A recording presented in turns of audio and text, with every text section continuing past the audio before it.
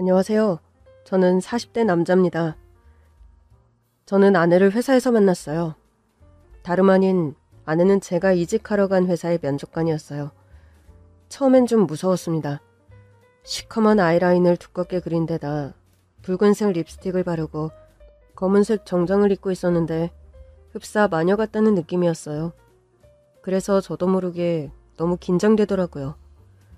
면접이 망했다 생각하고 다른 회사를 알아보고 있었는데 합격했다고 하더라고요. 그런데 제가 배치된 곳은 바로 비서 자리였습니다. 제가 비서라고요? 네? 우리 부서 지원하셨잖아요. 그렇긴 한데 제가 비서를 해본 적이 없어서 혹시 제가 팀장님의 비서인가요? 아니요. 맡으셔야 하는 업무는 팀의 비서 업무입니다. 팀 비서요? 네. 팀 전체 업무를 지원하는 역할을 해주시는 겁니다. 우리 회사는 팀 단위로 운영되기 때문에 직위나 보상도 꽤 높고요. 알고 보니 전에 다니던 직장보다 좋은 조건으로 이직에 성공한 거였어요.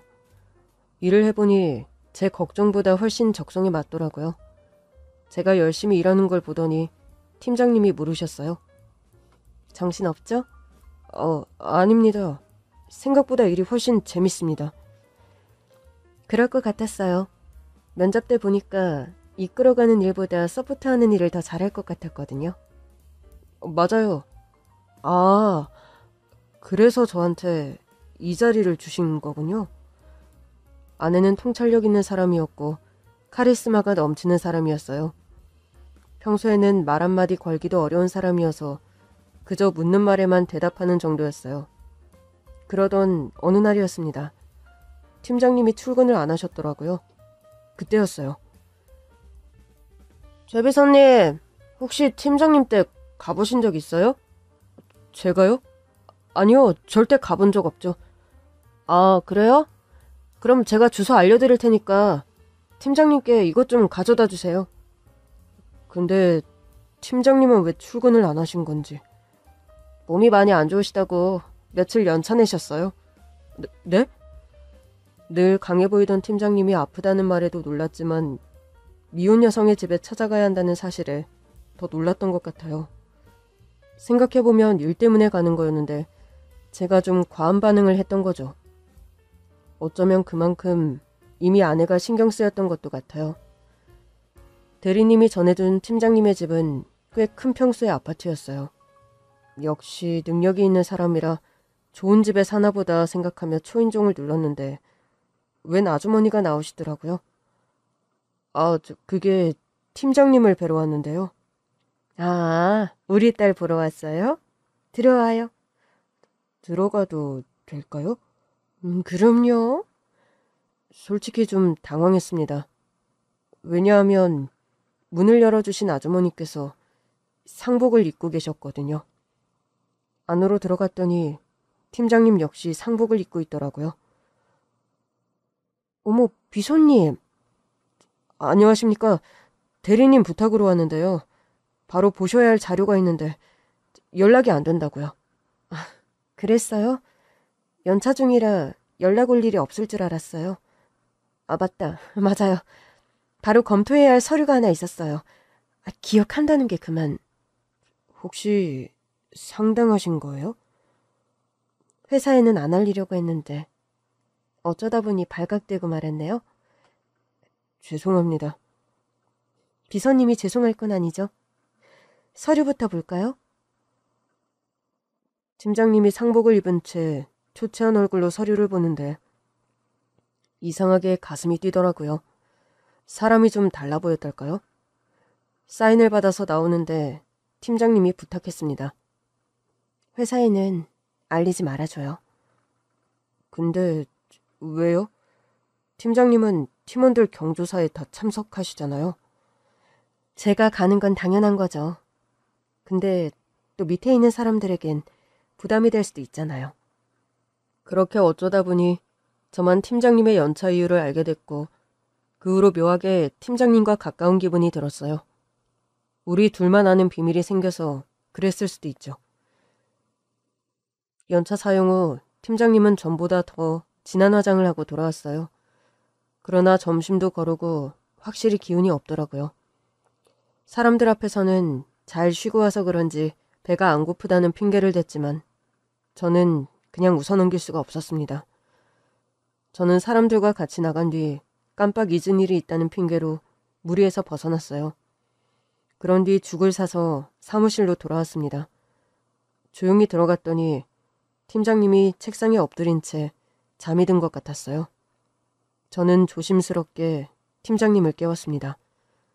팀장님, 비서님, 왜 돌아오셨어요? 이거 같이 먹어요. 사람들 오기 전에 먹는 게 좋을 것 같아서 깨웠어요. 솔직히 거절할 수도 있다고 생각했거든요. 그런데 팀장님이 말없이 저를 따라 휴게실로 따라왔어요. 우리는 별다른 말 없이 죽을 먹었고 팀장님은 반도 먹지 못한 죽을 집에 가져가서 먹겠다고 했어요. 집에 같이 사시는 분이 어머니신 거죠?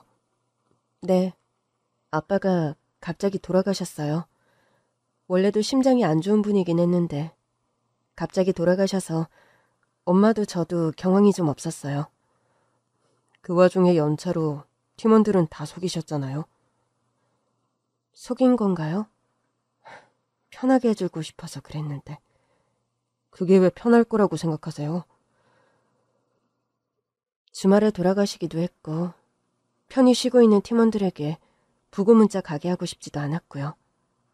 저도 신입일 때 주말에 좀 쉬려고 하면 상사 부고 문자가 온다든지 생각도 못한 선배 결혼식이 있다든지 해서 제대로 못 쉰 기억이 많거든요.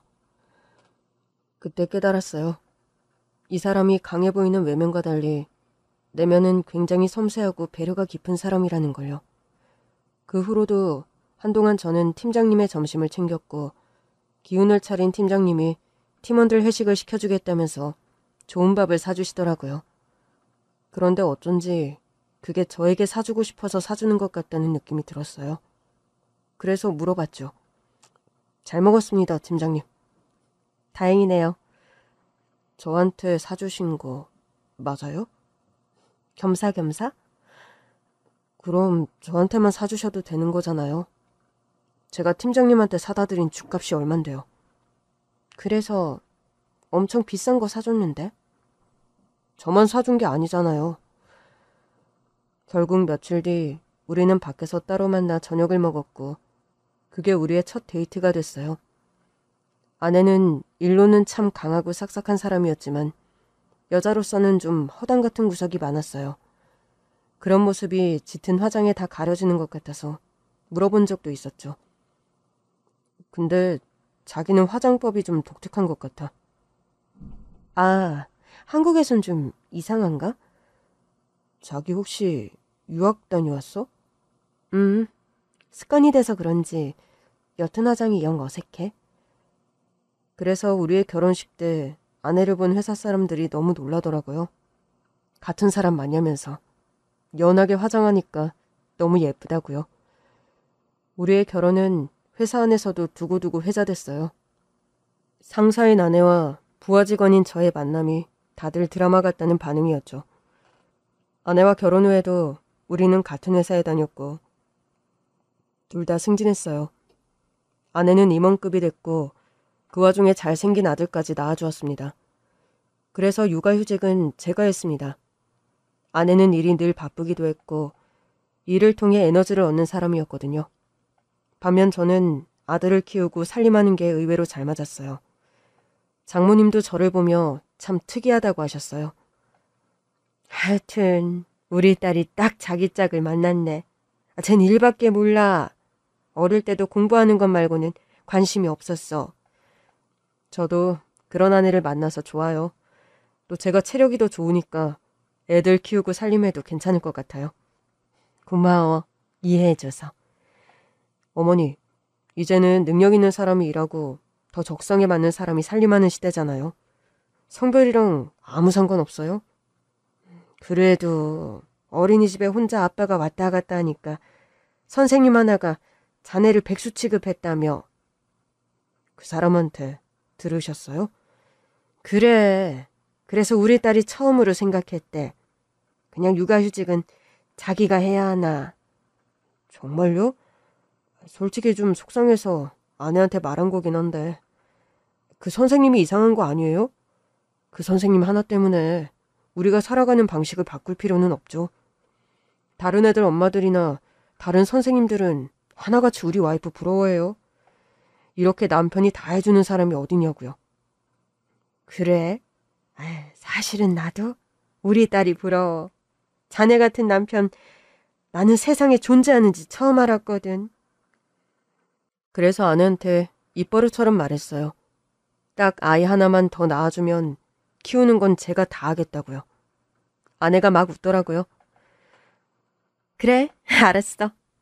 일단 나 미국 출장부터 다녀오고 가져보자. 됐지? 아내가 장기 출장을 앞두고 있었거든요. 며칠 뒤 아내가 출장을 떠났어요. 밤마다 영상통화도 하고 아들에게도 보여주고 그러면서 일주일쯤 흘렀을 때 너무 허전해서 아내한테 그랬어요. 당신 돌아오려면 아직도 일주일이나 남은 거야? 이번 출장은 좀 길지? 미안해. 가면 내가 밤에는 아이 볼게. 괜찮아. 맘 편히 있다 와. 그냥 내가 보고 싶어서 그래. 아이고, 그랬자요. 우리 남편이 내가 보고 싶었구나? 여보는 나 안 보고 싶어? 왜 안 보고 싶어? 보고 싶으니까 매일 전화하잖아. 사실 저랑 아내는 금슬이 참 좋았어요. 남들이 보기엔 상사와 부하 같다고 하는데 그건 회사에서나 그런 거고 집에서는 눈만 마주치면 쪽쪽거려서 장모님이 혀를 차실 정도였죠. 애복이 남사스러워. 적당히들 좀 해. 엄마, 우리가 너무 사랑해서 그러는 건데 그게 그렇게 못 봐주겠어? 아유, 징그러. 너 내 딸 맞니? 엄마 딸 맞아. 이제야 사람답게 살잖아. 장모님 죄송합니다. 장모님이 너무 예쁜 딸을 낳아주셔가지고 저도 멈출 수가 없네요. 그럼 장모님께도 감사 인사를 좀 해도 될까요? 갑자기 나한테? 제가 장모님께 달려가 볼에 뽀뽀했더니 기겁을 하시더라고요. 그러나 결국 한바구음을 터뜨리신 걸 보면 기분이 나쁘신 것 같진 않았어요. 제가 아들에게도 뽀뽀도 잘하는 아빠였거든요. 출장 간 아내와 통화하다 보면 그런 얘기도 하고 그랬거든요. 그랬더니 아내가 불쑥 그러더라고요. 사실 엄마랑 나랑 지금처럼 편해진 건 다 자기 덕분이다. 응? 원래는 아니었어? 응. 아빠 돌아가시고는 전부 다 편해지긴 했지만 지금처럼 웃고 떠들고 하는 사이는 아니었어. 우리 엄마 완전 대표적인 강남 엄마였거든. 강남 엄마? 응? 나 학원에 태워다 주고 데리러 오고 일타 강사 강의 듣게 하려고 새벽부터 줄 서서 수강 신청하고. 장모님이 그런 분이었다고? 응.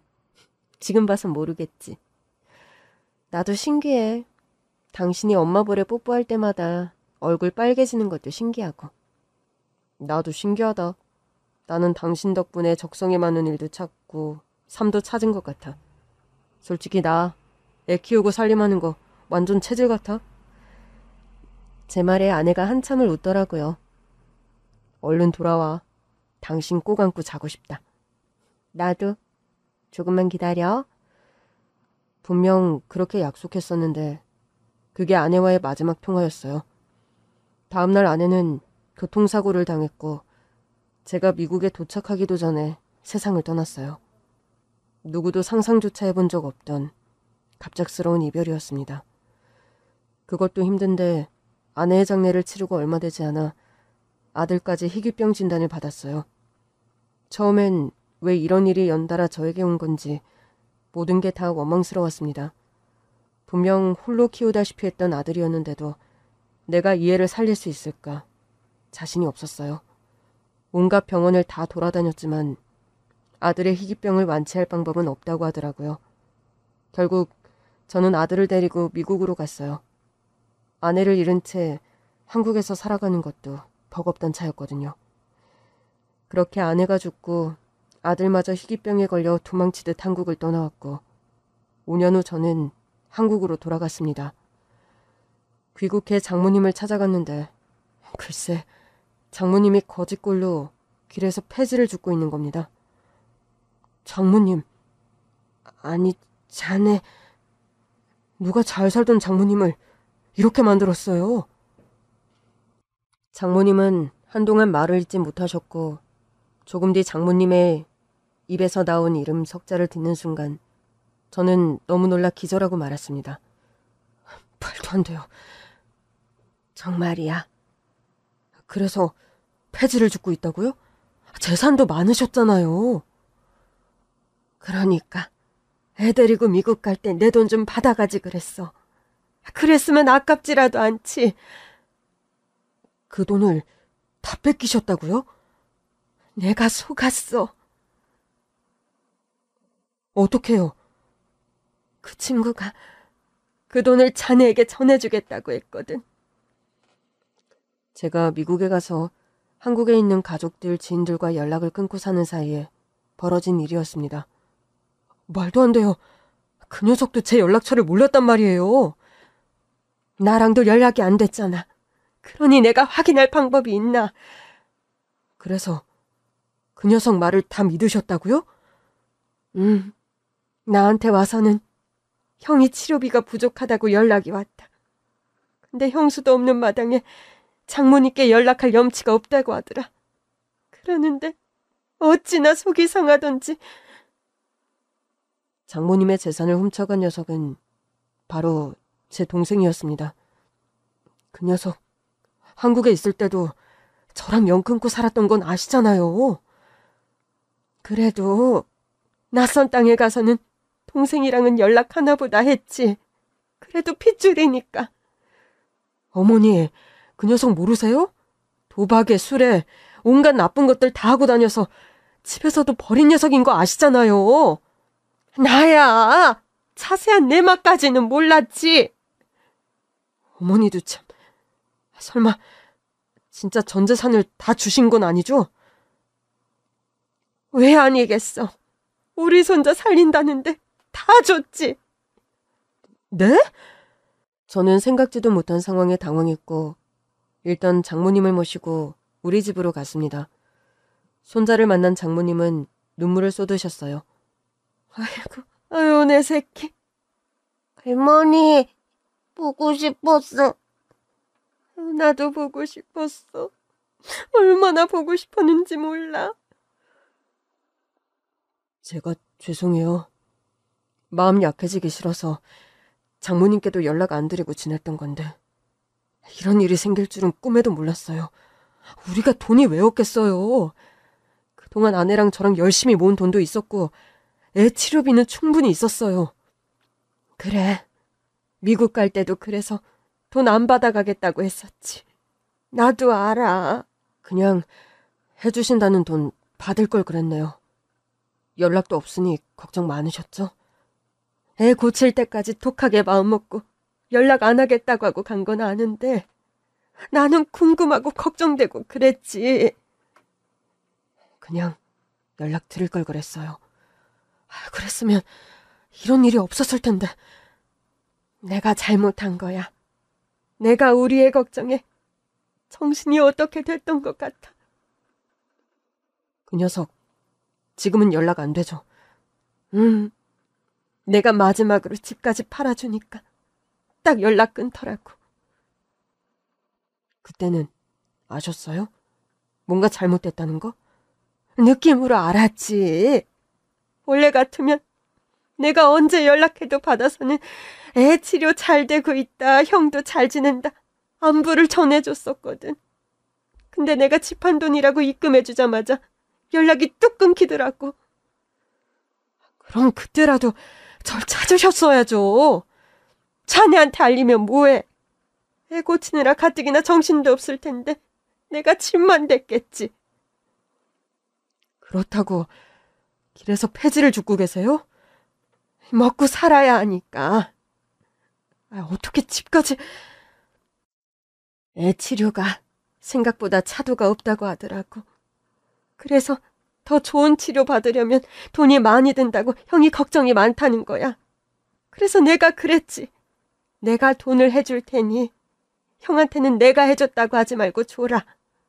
그랬더니 처음에는 형이 싫어할 거라고 안 받는 척을 하더니 결국 받아가더라고.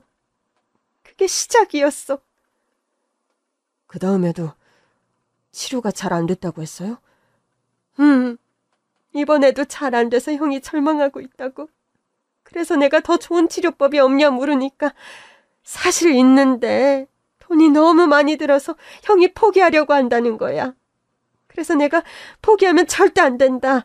내가 건물이 하나 있는데 그거 팔아서 주겠다고 했지. 그러니까 처음에는 어머님이 가지고 있던 예금을 줬고 그 다음에 건물을 팔아서 주셨다고요? 그 다음이 집이었고. 이 자식이 진짜 어떻게 이런 일을 벌일 수가 있죠? 이미 많은 돈이었을 텐데. 그럼 그때도 치료에 실패했다고 했어요? 아니, 그때는 치료가 꽤 잘 됐다고 하더라고. 근데 후속 치료가 더 필요하다고.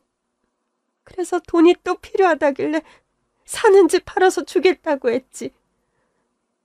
그걸 그냥 받던가요? 급하니까 얼른 해달라고 하더라고. 저는 속이 뒤집힐 것 같았습니다. 일단 어머니는 저랑 같이 지내요. 폐지 그만 주우시고요. 폐지 주어야지. 자네도 아직 일자리도 없을 텐데. 저 계속 프리랜서로 일하고 있었어요. 회사에 사정 말하고 사직서 제출하려고 했는데 위에서 아내 일도 그렇고 일 안 하고 어떻게 아들 치료하냐면서 프리랜서로 할 수 있는 일이라도 해보겠냐고 제안을 주셨거든요. 어머나, 아유 감사하기도 해라. 그랬어? 네. 미국에 간 뒤에 받은 연락이라 어머니께는 이제야 말씀드리네요. 정말 죄송해요. 괜찮아. 나는 자네랑 우리 손자가 잘 지냈다는 것만으로도 충분해. 저는 안 괜찮아요. 어머니가 폐지 죽고 다니셨다는 걸 생각만 하면 하늘에서 아내도 통곡할 거예요. 사실 나는 자네 보기 전까지도 약간의 희망을 품고 있었어. 자네 동생이 어쩌면 형한테 그 돈을 줬을지도 모른다고. 근데 정신이 없어서 나한테 연락을 못할 수도 있다 생각했거든. 저도 그게 사실이었다면 더 좋았을 거예요. 그 녀석 저한테 한 번도 연락한 적이 없어요. 한국에서 안 했던 연락을 갑자기 할 리가 없잖아요. 제가 애 데리고 미국 간 건 또 어떻게 한 건지. 돈 뜯어내려고 사부인한테 연락했던 모양이지. 제가 좀 알아볼게요. 그러니까 어머니, 잠깐 애 좀 봐주실 수 있어요? 폐지 주우러 나가시면 안 돼요. 저는 장모님께 아이를 맡긴 뒤 곧장 본가로 갔습니다. 아이고 우리 아들 곧 들어온다더니 오늘 온 거야? 근데 우리 손자는? 엄마, 지금 그게 중요한 게 아니에요. 어? 그게 무슨 소리야? 아빠는요? 친구들이랑 술 모임 갔지 뭐. 그놈의 술. 결혼 전에는 꿈에도 몰랐지. 그렇게 주정뱅이인 줄 알았으면 결혼을 안 했을 텐데. 그래도 아버지는 자기 일 다 하면서 성실하게 사셨잖아요. 그러면 뭐하니? 그 버릇을 네 동생이 쏙 빼닮았으니. 엄마, 그 녀석이랑 연락되세요? 어? 아니, 연락은 무슨... 진짜 안 되는 거 맞아요? 최근에 엄마 찾아온 적 없어요? 아유, 없어. 찾아오긴 무슨. 그 녀석이 우리 집에 팔 어떻게 들여? 너도 알잖아. 걔가 우리 집 문서 들고 도망갔다가 잡혔던 거. 그날 이후로 아버지가 호적에서 판다는 거 겨우 말리고 영 끊고 사는 걸로 마무리 지었잖아. 진짜 연락 안 된다고요? 당연하지. 연락했다가는 네 아버지한테 쫓겨나. 그럼 걔가 저 미국 간 건 어떻게 알고 있어요? 순간 엄마가 당황하시는 게 느껴졌습니다. 그걸 아는 걸 어떻게 알았어? 엄마, 솔직하게 말씀해 주세요. 지금 숨기실 때가 아니에요. 왜? 걔가 또 사고 쳤어? 솔직하게 말해주세요. 걔, 엄마랑 연락되는 거 맞죠? 된다기보단 가끔 연락이 와. 한참 전에 돈 좀 달라고 왔는데 내가 돈이 어딨어. 전에 몰래 한번 줬다가 지금은 네 아빠한테 문자 가는 카드밖에 못 쓰거든. 전에 주셨다고요? 아, 그럼 어떡해. 울고불고 너무 힘들다고 난린데. 엄마가 그렇게 봐주시니까 애가 계속 그렇게 살잖아요. 무슨 일인데? 뭐, 큰 사고는 아니지? 대형 로펌에 의뢰해서 그 자식 제대로 처벌할 거예요. 어머, 얘, 그래도 동생한테 그러면 안 되지. 걔 감옥에서 나온 지 얼마 안 됐다고. 동생은 이미 사기로 감옥에 다녀온 전적이 있었어요. 솔직히 말씀해주세요. 엄마가 알려주신 거죠? 연락 와서는 돈 달라고 하길래 지금 네 형은 형수까지 잃고 아들 살리겠다고 미국에서 고군분투하고 있다. 너는 언제 철들래? 그렇게 얘기한 게 다야. 그러고 나서 걔가 누굴 찾아갔는지 아세요? 누구? 아니, 우리 장모님은 어떻게 알고 연락을 한 건지. 사부인을 찾아갔다고? 네. 아니, 그 녀석이 사부인을 왜... 설마 돈 달라고? 네. 말도 안 돼. 사부인이 바보가 아니고서야 네 동생한테 돈을 왜 줘? 주셨더라고요. 아니, 왜?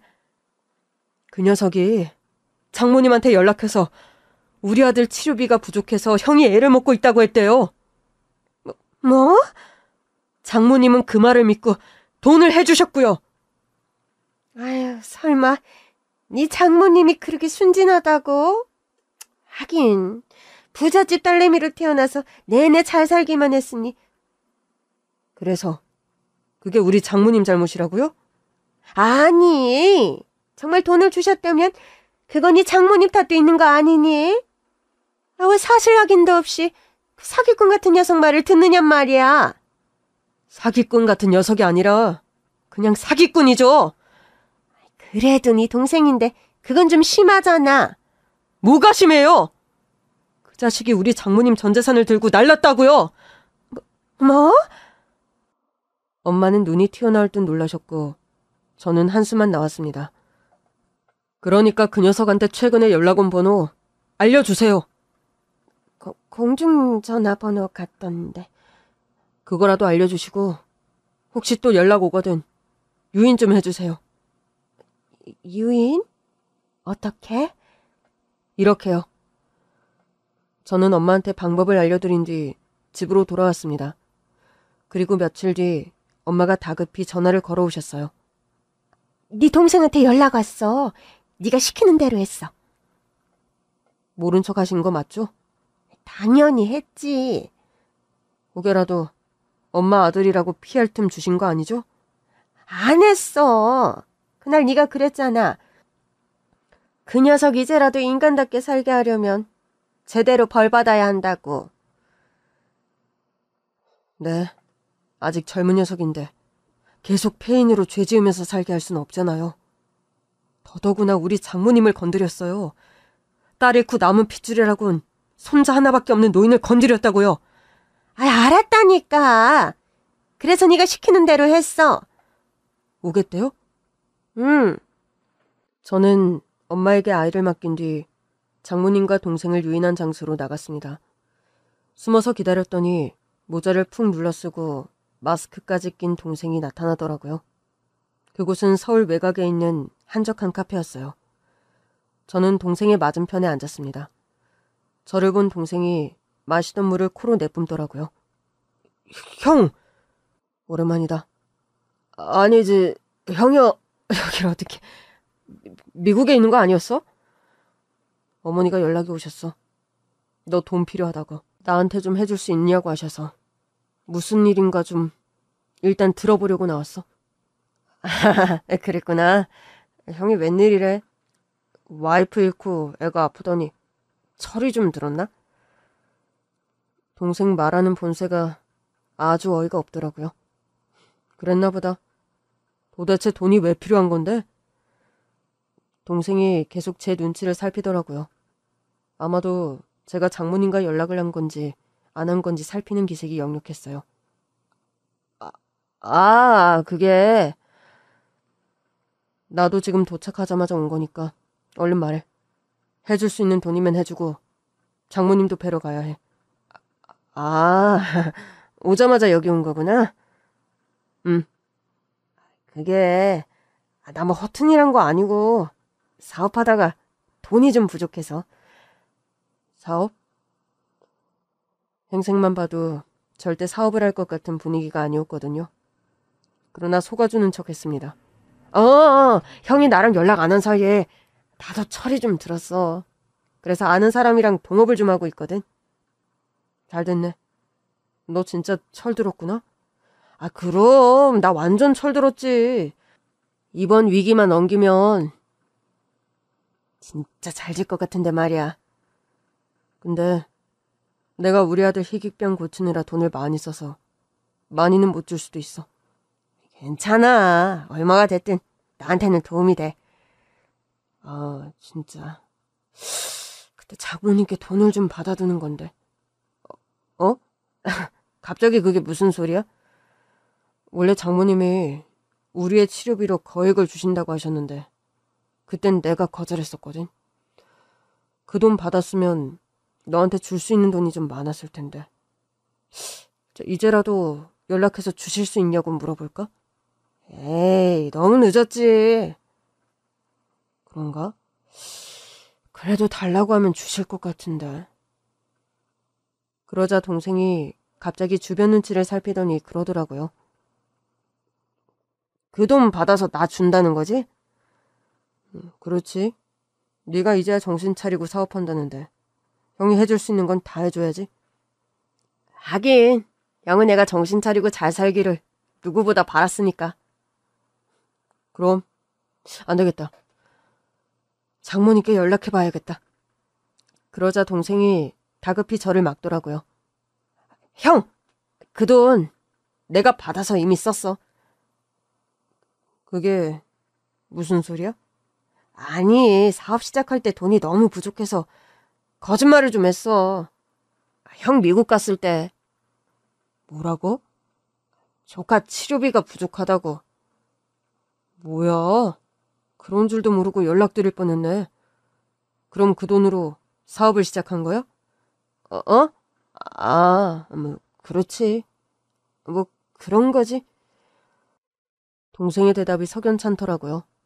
그러나 제가 아무렇지 않게 대꾸하자 동생은 점차 더 술술 자신이 한 일을 불기 시작했습니다. 근데 형 장모 진짜 순진하더라. 형이랑 연락도 안 된다면서 조카 치료비로 쓴다니까 돈이 계속 나오던데. 너무 많이 갖다 쓴 거 아니야? 에이, 예금이랑 건물 판 거랑 살던 집 판 정도야. 형 장모님 재산 더 많잖아. 그런가? 그럼 나도 장모님한테 연락드리기 좀 그렇네. 어차피 형수도 이제 없는데 굳이 연락할 거 없잖아. 형도 새 출발해야 할 거고. 그런가? 그럼 네가 우리 장모님한테 거짓말해서 재산을 뜯어갔다는 거네? 뭐 그냥 사실을 정리해보자면 그렇잖아. 사기친 건 맞잖아.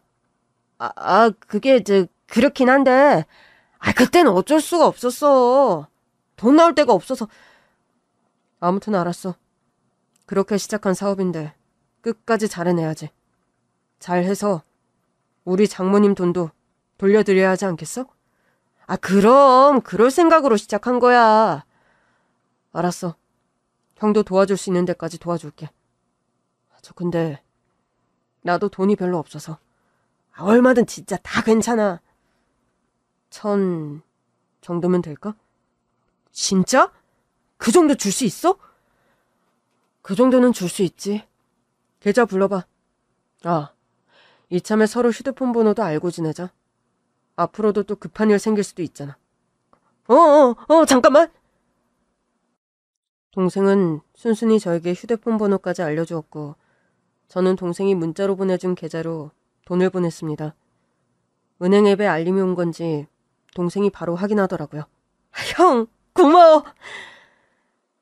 그러나 계좌를 확인한 동생의 표정이 딱딱하게 굳었어요. 형, 0을 잘못 입력한 것 같은데? 응? 그게 무슨 소리야? 뒤에 0을 더 붙여야 할 것 같아. 나 제대로 보냈는데? 내가 1,000 보낸다고 하지 않았어? 그래서 1,000원이 왔어. 응, 맞아. 나 1,000 보냈어. 아니, 장난치지 말고 1,000만 원이면 뒤에 0이 4개는 더 붙어야지. 혹시 돈이 없어서 그래? 그럼 난 100만 원도 괜찮아. 무슨 소리야? 난 제대로 넣었어. 내가 너한테 1,000원을 준 것도 감사히 여겨야지. 뭐라고? 네가 우리 장모님한테 뜯어간 돈이 얼만데? 대체 뭘 바란 거야? 형, 1,000원도 아까워. 그것도 겨우 준 거야. 뭐? 사업을 해? 내가 그 말을 믿을 것 같아? 진짜야, 진짜라고! 그럼 사업자 등록증 있어? 아니, 그건... 이게 동업이어가지고... 대체 언제까지 이렇게 살래? 네 인생을 스스로 망치는 것도 모자라 남의 인생까지 갉아먹고 있잖아. 진짜 어이가 없네. 형이 뭔데 나한테 잔소리야. 나한테 뭐 해준 게 있다고. 네가 우리 장모님한테 뜯어간 돈도 나한테 뜯어간 거나 다름없는 거야. 웃기지 마. 그게 왜 형 돈이야. 이제 형수도 없겠다. 남남이 노인네잖아. 남남? 장모님도 내 부모님이야. 우리 아들 외할머니고. 희귀병 걸려서 다 죽어간다는 형 아들. 그래서 아들은 살려왔어? 네 입에 내 아들은 올리지도 마.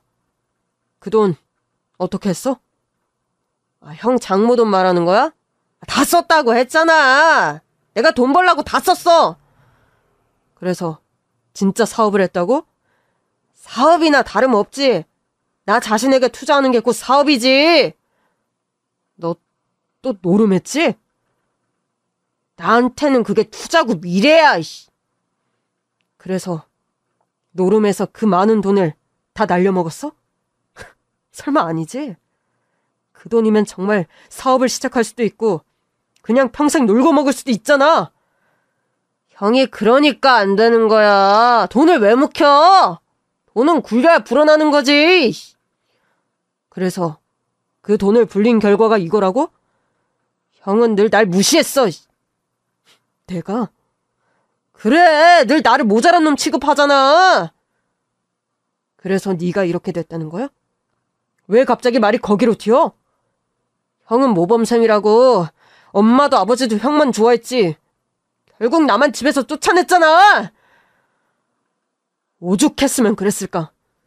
너 어렸을 때부터 엄마 지갑에 손댔잖아. 툭하면 친구들 물건 훔쳐오고 나중에는 우리 가족이 살던 집문서까지 훔쳐서 도망가려고 했잖아. 그래도 가족이면 용서해줘야지. 네가 반성했다면 용서해 주셨겠지. 너 그때 아버지한테 잡혀와서 뭐라고 했어? 집이라곤 돈도 없어서 가진 재산이 집밖에 없냐? 가난에 빠져서는 자식한테 집도 못 해주냐? 했어, 안 했어? 그래, 했다. 다 맞는 말이잖아. 우리 집은 평범했어. 우리 다 풍족하진 않아도 먹고 사는데 문제없는 집이었다고. 아버지는 평생 우리 위해 성실하게 일하셨는데 뭐가 문제야? 우리 집은 나를 닮게 너무 작아. 뭐? 나의 원대한 뜻을 담게 너무 작다고. 두고 봐. 내가 나중에 대박내서 떵떵거리고 살 때 나한테 한 푼만 달라고 조르지나 마. 지가 대박날 기회가 온다고? 이것 봐. 형은 내가 절대 대박날 일은 없다고 생각하지? 아무래도 희박하지. 넌 헛된 꿈만 꾸니까. 헛된 꿈이라고 했던 사람들 다 두고 보라고. 내가 얼마나 잘 되는지. 아무튼 나 갈게. 시간만 버렸네. 돈 주는 줄 알고 나왔잖아. 동생이 너무나 뻔뻔하게도 그냥 가려고 하더라고요. 그때였습니다. 숨어서 잠복 중이던 형사들이 사방에서 튀어나왔어요. 저 그냥 가시는 건 안 되고 저희랑 같이 서로 가시죠. 뭐야, 형 미쳤어? 지금 나 신고한 거야, 씨. 그때였어요. 형사들 사이에서 장모님이 맥이 탁 풀린 얼굴로 느릿느릿 걸어 나오셨습니다. 사돈 총각. 사돈 어른. 오랜만이네요. 예. 동생이 장모님과 눈을 못 맞추더라고요. 왜 그랬어요? 예? 사돈 총각이 훔쳐간 돈. 내 전 재산이었어. 사돈 어르신 돈 더 많잖아요. 거짓말하지 마세요. 지금 저 잡아 넘기려고 이러시는 거죠? 형사님들, 저분 재산 조사해봐요. 분명 돈 더 많다니까요. 재산을 조사해봐야 하는 건 저분이 아니라 당신이죠. 내가 돈이 어딨다고 재산을 조사해요. 돈이 없으면 안 될 것 같은데 그 많은 돈을 사기로 훔쳐가 놓고 한 푼도 없다고요? 그 돈이 있었으면 내가 여길 나오질 않았죠. 장모님은 여전히 믿기지 않는 눈치셨어요. 사돈 총각, 사실대로 말해줘요. 아니죠? 내 돈 어디 숨겨둔 거죠? 아이씨, 진짜 뭐라는 거야, 이씨. 내가 돈이 있었으면 왜 다시 여길 기어왔겠어요, 이씨. 그 돈 들고 튀었지? 그 돈이 다 얼만데 우리 손자한테 진짜 준 것도 아니면 왜 다 사라져요? 형이랑 하는 얘기 다 들었을 거 아니에요, 이씨. 믿기지가 않아서 그래요. 어떻게 그럴 수가 있어요? 내 손자 살린다는 거짓말로 내 전 재산 다 가져가 놓고 그 돈을 그렇게 헛헛하게 쓴다고. 아, 진짜 왜 이러세요? 그럼 애초에 안 줬으면 됐잖아요. 뭐라고? 준 사람이 잘못이지 훔친 사람이 잘못이에요? 듣던 형사가 진짜 어이가 없었는지 웃음을 다 터뜨리더라고요. 진짜 형사 생활하면서 별의별 인간 다 봤지만 무슨 이런 말 같지도 않은 소리를. 이봐요. 손자 희귀병 고치는 줄 알고 전 재산을 준 외할머니가 잘못이겠어요. 그 마음을 이용해서 전 재산 다 훔쳐가 놓고 노름으로 날린 사람이 잘못이겠어요? 길 가는 사람 다 자꾸 물어볼까요? 그제야 동생은 입을 다물었습니다. 형사님, 처벌 확실하게 해주세요. 우리 선처 없습니다. 그때였어요. 엄마가 급히 뛰어들어오시더라고요. 엄마! 우리 둘째 아들, 왜 이렇게 말랐어? 어? 엄마는 안쓰럽다는 듯 동생의 얼굴을 쓰다듬으며 말했습니다. 큰아들, 그래도 동생인데 선처는 해줘야 하지 않을까? 엄마, 또 왜 이러세요? 잡을 수 있게는 해줬잖아. 그래도 선처는 해줘야. 그때였어요. 동생이 엄마를 내동댕이 쳤습니다. 뭐야, 엄마랑 형이랑 한패였어? 맞다. 다 엄마한테 연락했었지? 아유, 머리야. 엄마도 다 필요 없어. 내가 잘 되기만 하면 아주 다들 내 앞에서 무릎 꿇고 빌 준비나 해. 형사들은 어이가 없다는 듯 동생을 끌고 나갔고 장모님이 엄마를 일으켜 주셨어요. 사부인, 속상하시죠? 죄송해요, 사부인. 저는 정말 몰랐어요. 이 빚을 어떻게 갚아야 할까요? 아닙니다. 제가 어리석었어요. 제가 가진 거라도 처분해서 조금이라도 갚을게요. 그러니까 혹시 선처는 안 될까요? 저는 결국 엄마와 장모님 사이를 가로막아야 했습니다. 엄마, 일단 집으로 가세요. 아들, 그래도 네 동생이잖아. 엄마, 쟤 봤잖아요. 자기 뜻대로 안 해준다고 엄마도 집어 던지는 거. 저는 겨우 엄마를 돌려보냈고 장모님을 모시고 집으로 돌아왔어요. 그런데 다음날 아버지한테 전화가 온 겁니다. 에, 네 엄마 허리가 왜 저렇게 된 거냐? 예? 아니, 어젯밤에 나갔다가 삐끗했다는데 너 만나러 간다고 나갔었단 말이야. 엄마 많이 안 좋으세요? 많이 안 좋다 뿐이야? 지금 병원이야? 저는 일단 병원으로 갔습니다. 아버지가 수심이 가득한 얼굴로 저를 보셨어요. 엄마는요? 디스크가 터졌대. 지금 수술 받고 있어. 그 정도예요? 무슨 사고라도 있었던 거야? 의사 말이 강한 충격으로 넘어지면서 생긴 것 같다는데 네 엄마가 말을 안 하는 게 이상해서 그래. 아무래도 엄마가 동생이를 아버지한테 아예 말을 안 하신 것 같더라고요. 결국 사실대로 말씀드렸어요. 이게 다 무슨 소리야? 그 자식이 사부인 전 재산을 털어갔다고? 그래서 어제 다 같이 한자리에 있었던 거예요. 이게 무슨... 그래서 그 자식은... 재판 넘겨질 거예요. 아버지는 심각한 얼굴로 고개를 저으셨어요. 다 내 잘못이야. 아버지가 뭘 잘못하셨다고 그러세요? 내가 술 먹는 걸 보고 내가 술을 마시기 시작한 거야. 그러다 나쁜 길로 빠진 거지. 술 먹는다고 나쁜 길로 빠지는 거 아니잖아요. 그래도 내가 니들 어릴 때부터 앞에서 술만 안 마셨어도 술 먹고 다니는 친구들과 어울리진 않았겠지. 저도 보고 자라는데 영향 안 받았잖아요.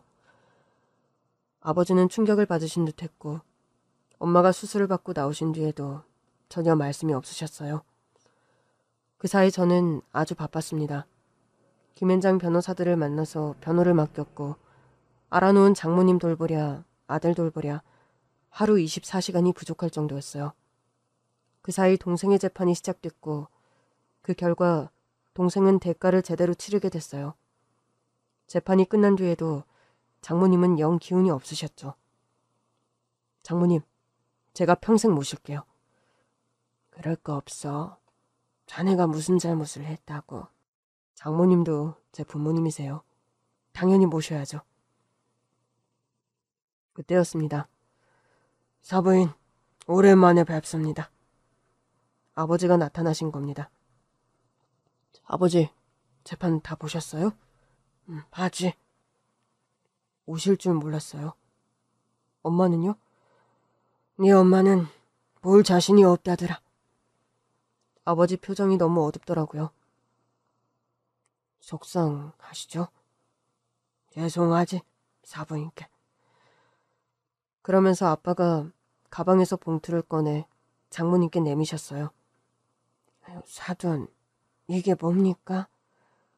제가 갖고 있던 예금이랑 재산 처분한 돈입니다. 사부인께서 제 둘째 놈한테 뺏기신 재산에 비할 바도 안 되겠지만 부디 받아주십시오. 아유 무슨 말씀이세요? 아닙니다. 제가 이 돈을 왜 받아요? 저 녀석은 저 녀석 벌 받는 거고 저는 부모로서 책임을 지고 싶어서 그럽니다. 정말 죄송합니다. 차마 아내랑 사는 집까지는 못 팔았어요. 이러지 마세요. 가족끼리 왜 이러세요? 가족은요 무슨. 제 둘째 놈이 한 일을 생각하면 지금도 밤에 잠이 안 옵니다. 이렇게라도 안 하면 평생 발을 못 뻗고 잘 것 같아서 그렇습니다. 아니죠. 평생 발 안 뻗고 잘 겁니다. 앞으로 버는 대로 더 갚겠습니다. 세상에. 이렇게 훌륭한 아버지 밑에서 어쩌다 둘째가 그렇게 컸을까요? 우리 사위는 아버지 닮아서 성실하게 잘 큰 것 같아요. 제가 면목이 없습니다. 이런 일이 있었는지 전혀 몰랐어요. 진즉에 알았다면 적어도 폐지 주우실 일은 없었을 텐데. 아니 그냥 제가 그 녀석한테 돈을 줄 걸 그랬습니다. 사부인께 이런 사고까지 칠 거라곤 생각도 못했습니다. 장모님은 아버지가 주신 봉투를 다시 돌려주셨어요. 평생 버신 돈인데 제가 어떻게 받겠어요? 받아주십시오. 그래야 제가 조금이나마 마음의 짐을 덜 것 같아서 그렇습니다. 저 괜찮아요. 사실상 사위한테 얹혀 살고 있어서 돈 드는 데도 없고요. 저는 친정이 잘 살아서 물려받은 재산이었는데 애초부터 없었다고 생각하고 살면 됩니다. 제 실수도 컸으니까요. 사부인, 부디 받아주십시오. 그러나 장모님은 끝까지 그 돈을 받지 않으셨어요.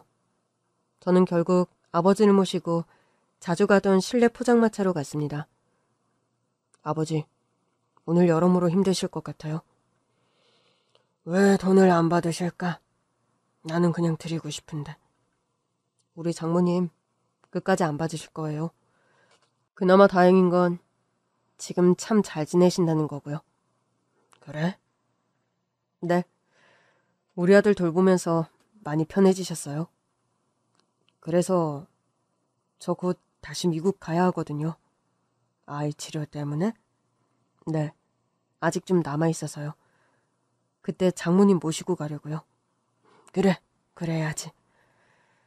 그러니까 아버지, 마음의 짐 내려놓으시고 그 돈은 아버지가 잘 갖고 있다가 필요할 때 쓰세요. 장모님은 제가 잘 돌볼게요. 그럼 네가 받을래? 네가 갖고 있다가 필요 안 됐어. 엄마 아빠 쓰세요. 제가 잘 챙겨드리지도 못하는데 제가 드린 돈이다 생각하고 쓰세요. 마음이 너무 무겁구나. 도대체 네 동생은 어떻게 해야 하는 거냐? 아버지, 그러면서 은근슬쩍 제 동생이라고 하시는데 걔를 낳은 건 어머니랑 아버지예요. 아유, 투야. 면회 가실 거예요? 면회? 면회 같은 소리 한다. 그 자식 내 평생에 다시는 안 볼 거야. 근데 아버지, 혼내더라도 품 안에 넣고 혼내는 건 어떨까요? 그게 무슨 소리야?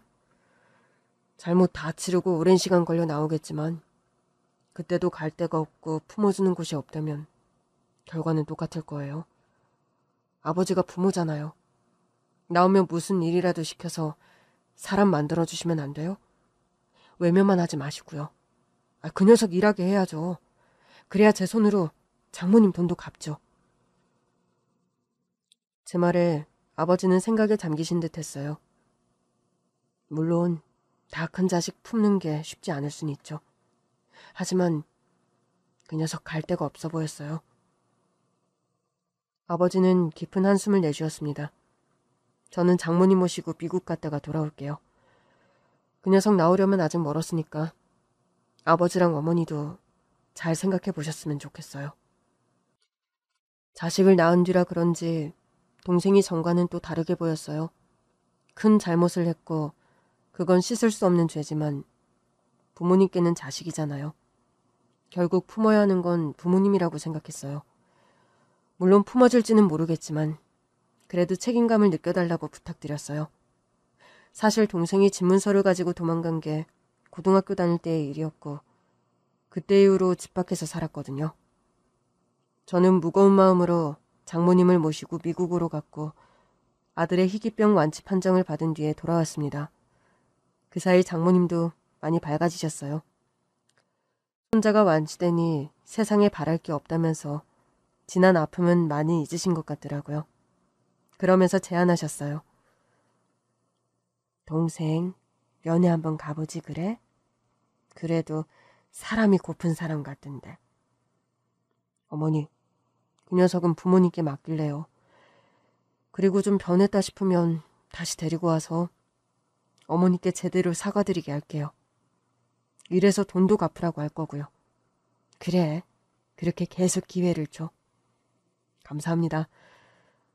저라면 어머니처럼 생각 못했을 거예요. 그런 자식이라도 살아있잖아. 살아있으면 포기하지 말고 뭐라도 해봐야지. 딸 잃은 장모님의 절절한 심정이 느껴지더라고요. 덩달아 저도 아내 생각이 나서 참 울컥했던 기억이 있습니다. 제 아들은 곧 있으면 중학교에 입학합니다. 어찌나 건강한지 저도 장모님도 더 바랄 게 없다는 대화를 자주 나눠요. 아빠로서는 최선을 다하고 있긴 한데 사위로서는 어떤지 잘 모르겠어요. 사실상 저 대신 아들 키워주시느라 고생하시는 장모님께는 늘 부족한 사위인 것 같아 늘 죄송하더라고요. 이번 주말에는 아들이랑 장모님 모시고 나가서 좋아하시는 돼지갈비 좀 듬뿍 사드려야겠습니다.